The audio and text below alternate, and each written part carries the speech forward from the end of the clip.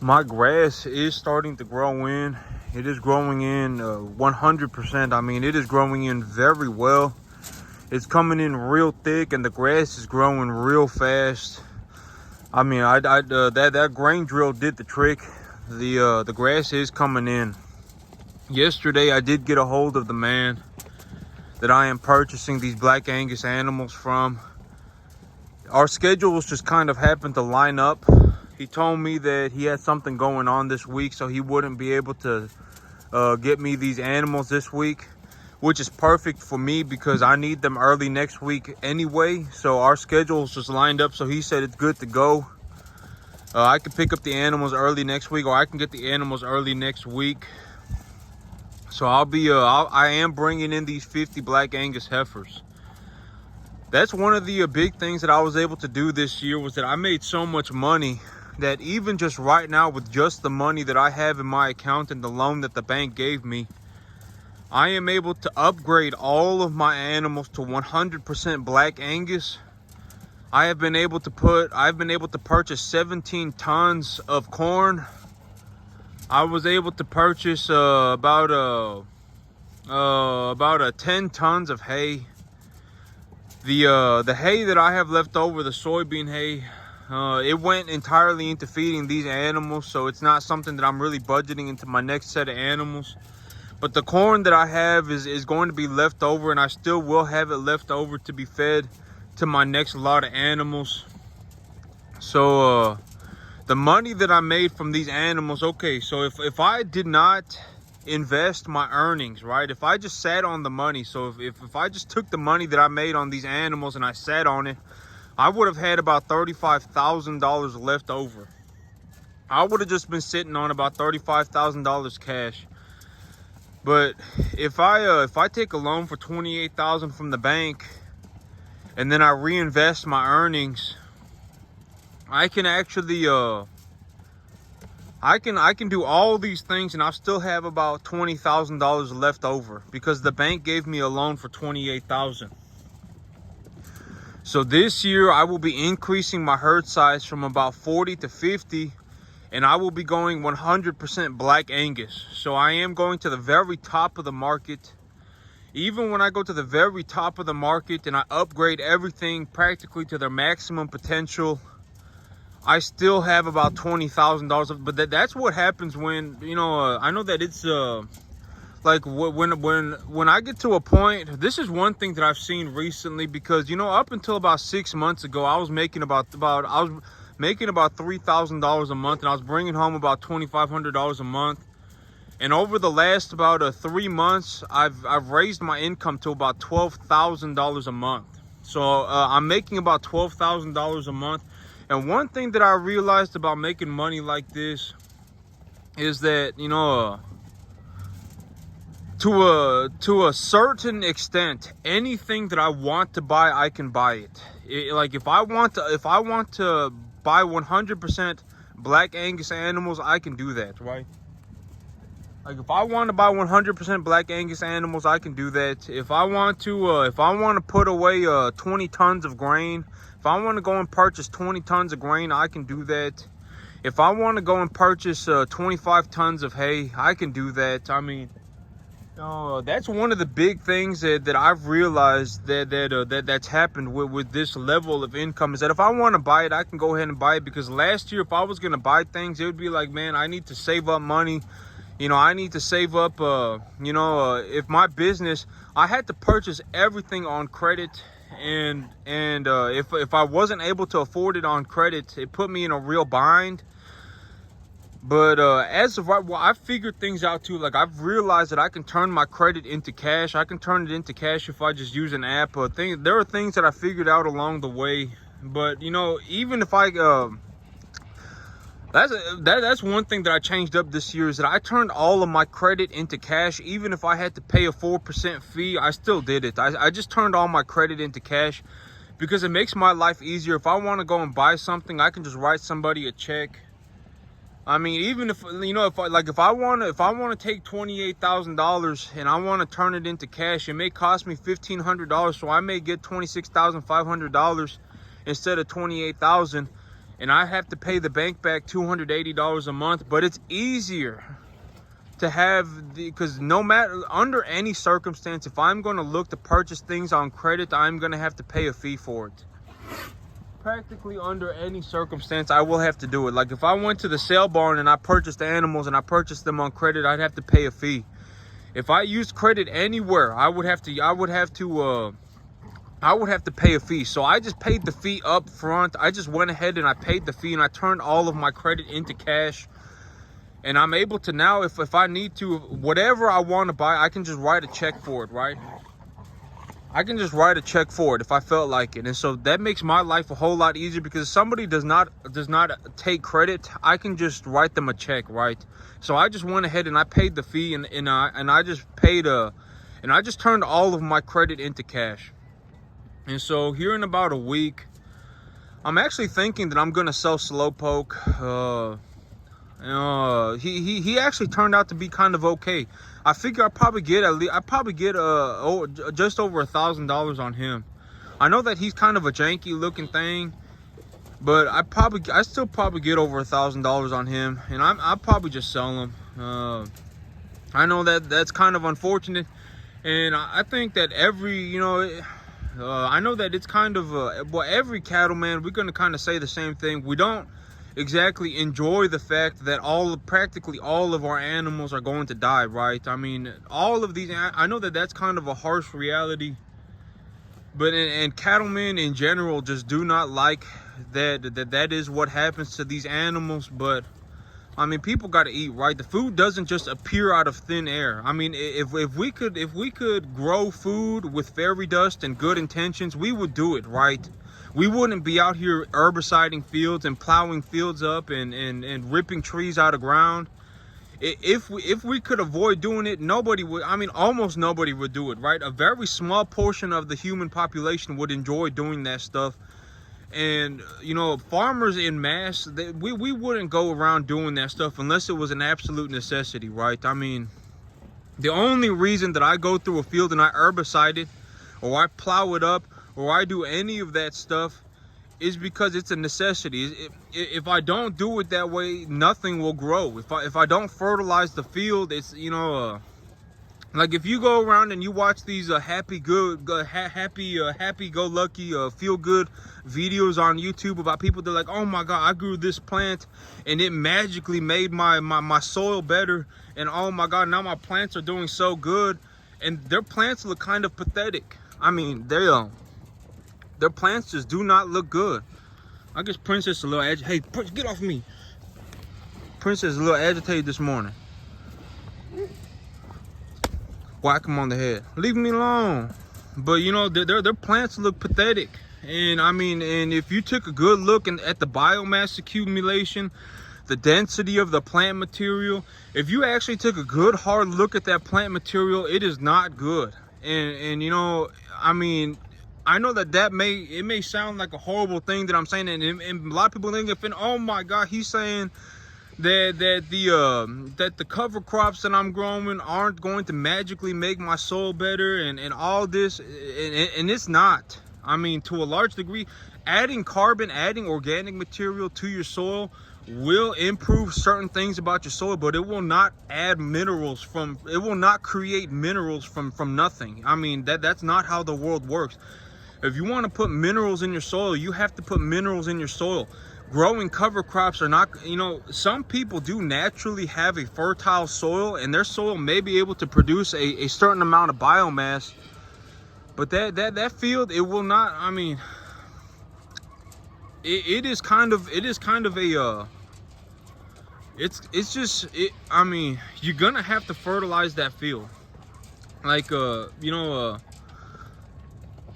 cover crops and stuff. They don't just produce fertilizer out of thin air, right? They don't just produce minerals out of thin air. And so I mean, I know that may be a lot of people gonna get super sad about that, and they're gonna be, oh my God, he just told me that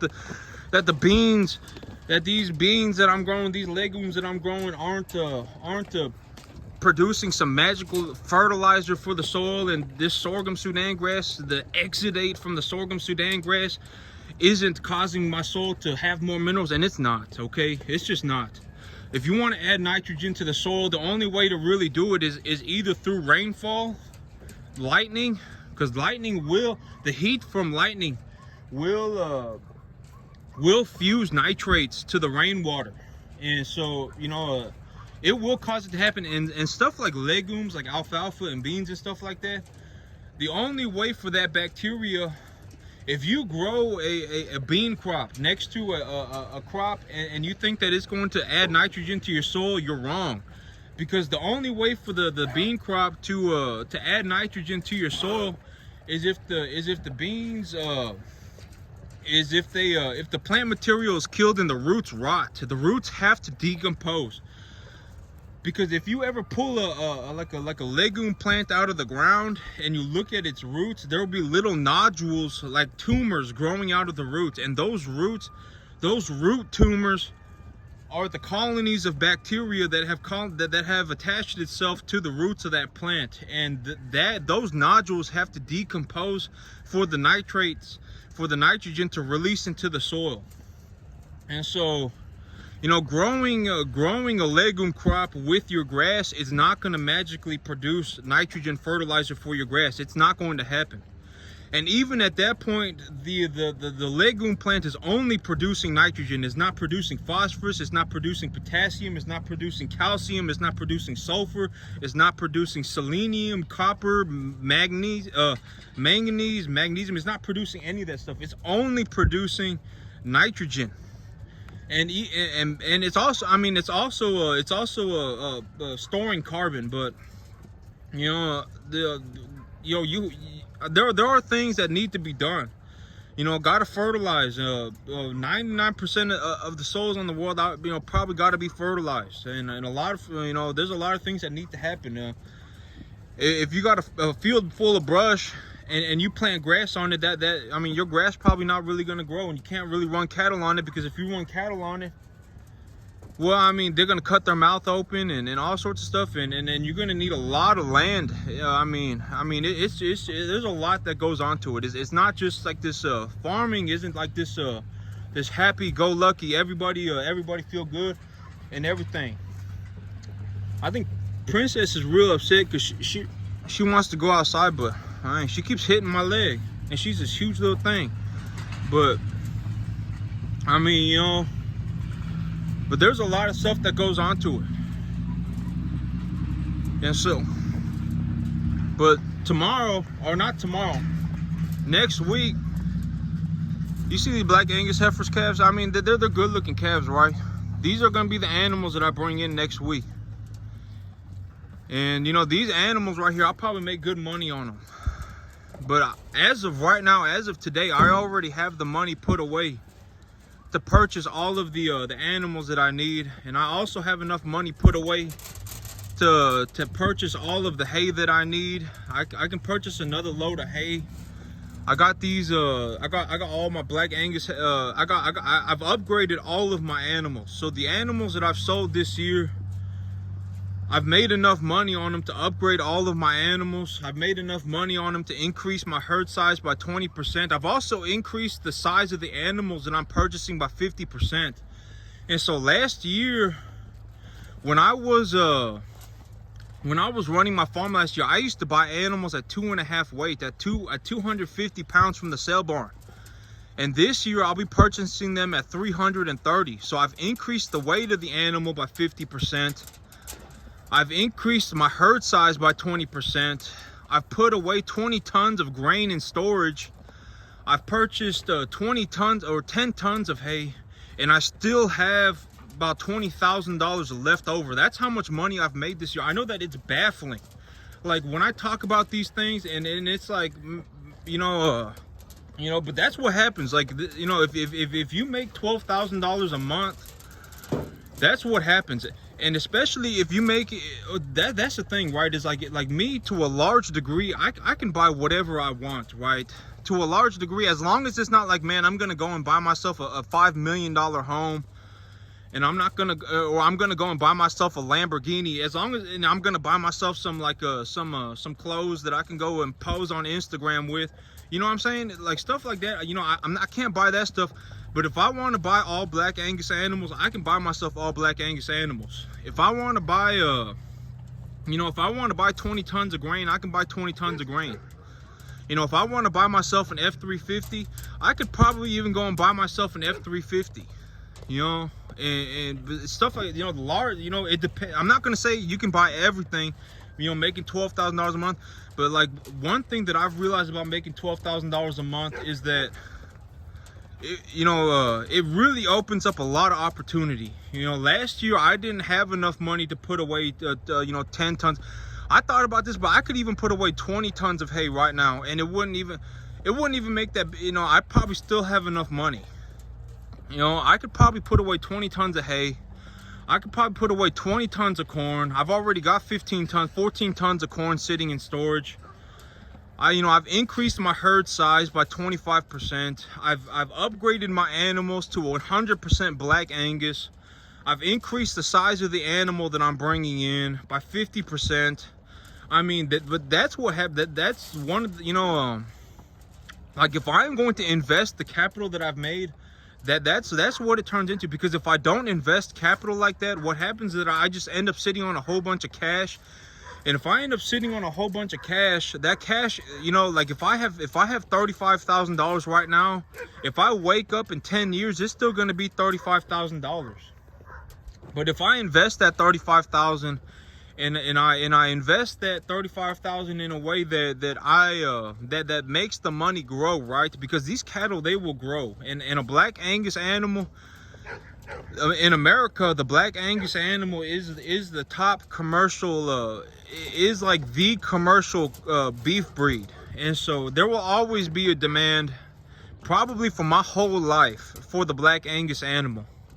And so it's not, you know, it's not like I'm going and buying something super obscure. You know, like when I look at the things that I'm buying cattle feed, I'm buying commodity type beef animals.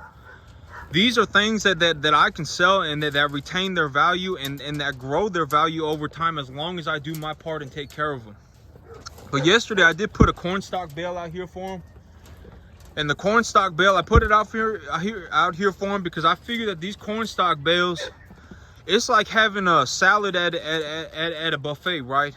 If these animals, if they want to eat it, they can go and eat it. And you know, they've been chewing on it, and the corn stalk bales, it's really going to help us put a lot of fiber in them. It's going to really clump up their poop, so it's going to stop that acidosis from happening. And so I figured if they want to eat it, they can. And so I left a corn stalk bale out here for them because I've been having a little bit of problem with acidosis. And so, yeah, but that's how much money I've made for myself running cattle this year. I know that's mind-boggling. Like, oh my God, you know, like what, you know, but it's nuts, right? It's like, man, I didn't even know I was gonna make money like this running these cattle. But on these cattle, you know,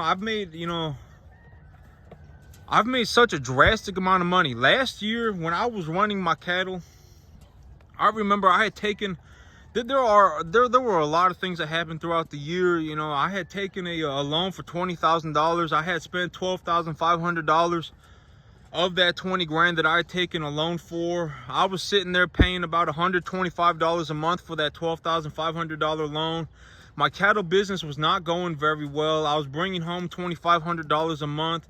And I remember at one time I was even worried that I was going to, I remember I had a few animals die, and I was sitting there trying to come up with this worst case scenario. And I was like, man, you know, if things go horribly, I could end up losing $2,000. I could end up doing all of this. I could end up losing half of my animals, doubling their weight, taking them back to market and losing $2,000. And all this, just all sorts of stuff. And then at the very end, I made about 65 grand. And so you know, and I still have 6 months to go. If I'll make more than $65,000 this next time around, you know, because I'll be increasing my herd size. And I will be improving the quality of my animal. I will essentially be improving the quality of my animal to the complete maximum. I'll be increasing my herd size by 25%. I mean, I'm gonna make more than 65 grand. And so, but there was a lot of things that happened before I got to this point. I didn't just wake up one day and make myself $65,000. I didn't just wake up one day and make myself $12,000 a month. I mean, it kind of feels like it because I had zero idea that I was gonna make money like this, and so it kind of does feel like I just woke up one day and I made $12,000 a month. But it's not actually what happened. There were a lot of things that happened before I got to this point. I had to do a lot of things. I mean, it took a lot of effort. I mean, there were times where just weeks on end, I would wake up at like 3-4 in the morning, come running outside to make sure that one of my sick cattle were doing okay. You know, when I first started, I didn't even have these machines to grab a hold of these animals, so I had to chase these animals, and I had to wait until they were laying down, and then I would have to jump on their back to stick a needle in their neck to give them antibiotics. I mean, there was a lot of things that happened before I got to this point, you know, and it kind of feels like I woke up one day and I made $12,000 a month, but that's not actually what happened. There were a lot of things that happened before I got here. But you know, when I start making making $12,000 a month and stuff like that, to a large degree, as long as it's not something stupid, because there are, people can do stupid things, living this whole life where just like, oh my God, everything is unfair, I'm gonna throw a tantrum, oh man, why is everything so hard for me, oh my God, why can't anybody win, why is the world is always going to be unfair. I wasn't saying that the world was unfair when it took me 15 years to learn how to do this. I work 7 days a week. It took me 15 years to learn how to do this. For those 15 years, I didn't sit there saying the world was unfair. I mean, the world is unfair. I mean, that's how the world is supposed to be. And so, it's very naive. It's very naive to think, oh my God, I'm the best thing that's ever walked the earth. Oh man, everything should be going well for me, but it's not. And so the world is not okay. That's very naive. And it's very, it's not only naive, it's a lack of, it's very poor character, right? I mean, it's not good. It's not good to live like that. And so, I mean, people, even me, if I went out of my way, I could go and do something stupid, right? Like, I could go and buy myself a Lamborghini if I felt like it. But if I went and bought that Lamborghini, I would have to quit this business. I could sit there posing on Instagram, right? Or I wouldn't have to quit this business, but I'd have, I wouldn't be able to afford something. Like, I wouldn't be able to upgrade my animals. Like, if I took all the money that I was utilizing to upgrade my animals 100% to Black Angus, and if I wanted to go back to the sale barn and pick up off-breed animals, I could sit in that Lamborghini and raise off-breed animals if that is what I wanted to do. But, even me, I could make stupid choices, right? And that's also something that, God gotta make good choices. With the money that I've made, I am increasing my herd size by 25%. I am increasing the quality of my animal to its maximum potential. I'm going 100% Black Angus. I've put away 15 tons of grain. I've got 10 tons of hay on its way to me, maybe 20 tons of hay. And I'm still sitting on about $20,000 of cash. And for me to run this business from here on out, it's going to cost me $280 a month. And so, but that's, those are the choices that I have purposefully made. Like, when I sit there in a room and I'm thinking about my life, those are the choices that I have purposefully made. I don't just walk out here one day and say, all this stuff and not have thought about anything, right? These are all the choices that I have purposefully made. I'm going to do this. I'm going to do this. I'm going to do this. I don't sit there and go, man, I've made $12,000 a month. Now's my time to go buy a Rolls Royce. Because, I mean, I could go and buy myself a suit, and I can go and buy myself a Lamborghini, and I could drive around in that Lamborghini in my suit and be a poser, right? And make stupid choices. If I felt like that, I could. For $12,000 a month, I could do that stuff. You know, if I really wanted to, I could. But, I mean, but that would be stupid, right? I mean, it would be a stupid choice, a horrible choice. So, you know, making good choices, it has to be done, you know, purposefully. And building someone who, it's horrendously difficult to change somebody who has a bad character. If somebody is stuck making poor choices, it is very hard to break them out of that. That's why they say the cycle of poverty, right? The cycle of poverty is almost impossible to break. And it's almost impossible to break because you have to break the person.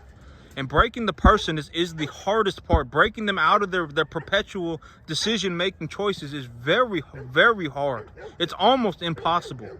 And that's why, you know, rich people, they want their children to hang around other rich people because they don't want their children to be stuck in that loop of poverty. That is largely why, you know, when people go to Harvard and stuff like that and MIT, they're not going to Harvard, and largely they are going to Harvard and MIT to be around other people who are going to Harvard and MIT and stuff like that. You know, realistically, I could get a Harvard level education by myself sitting at home on a computer, right? If I really wanted to, I could get on the internet and get myself a Harvard level education. If I felt like it, I could, right? But the reason people go to Harvard and the reason people go to MIT and these places is because they want to is to be around people who go to Harvard and MIT. You know, being around people who you know, it changes you. Like if you find somebody who makes $30,000-$40,000 a month, and you look at how they live their life, it's going to seem completely different, right? You probably never, I mean, finding somebody who makes $30,000-$40,000 a month, it's almost impossible. I mean, you practically never going to be able to find them. I mean, maybe you find one of them. If somebody is fortunate, 1 out of maybe 5 people will find one person who makes $30,000-$40,000 a month. That's how rare it is. It's almost impossible. And so, you know, it's gonna seem weird, and it's gonna seem different, and it's gonna seem like strange, right? Because nobody's ever seen this before, you know. But there are people out there who make way more than $30,000-$40,000 a month, and you know, what did Plato say about the cave? You know, nobody really knows what's outside of their cave, right? You know, the cave is like the microcosm of the universe that a person lives in. A lot of people, they live in these microcosmic universes, and they're you know, their life is kind of like this swirling mass of a universe, and these microcosms create who they are. And you know, but I understand, you know, that there was a time when I was worried about losing $2,000 too. You know, I was very, very worried about losing $2,000. I didn't even know that I can make $65,000, and I was very, you know, I was very concerned about losing $2,000. But when I look back on my life, and you know, when I build my character and things like that, you know, I would never worry about losing $2,000 again. I would be more concerned about making the $65,000 than losing the $2,000. But that's it for me today, YouTube. You have a good one.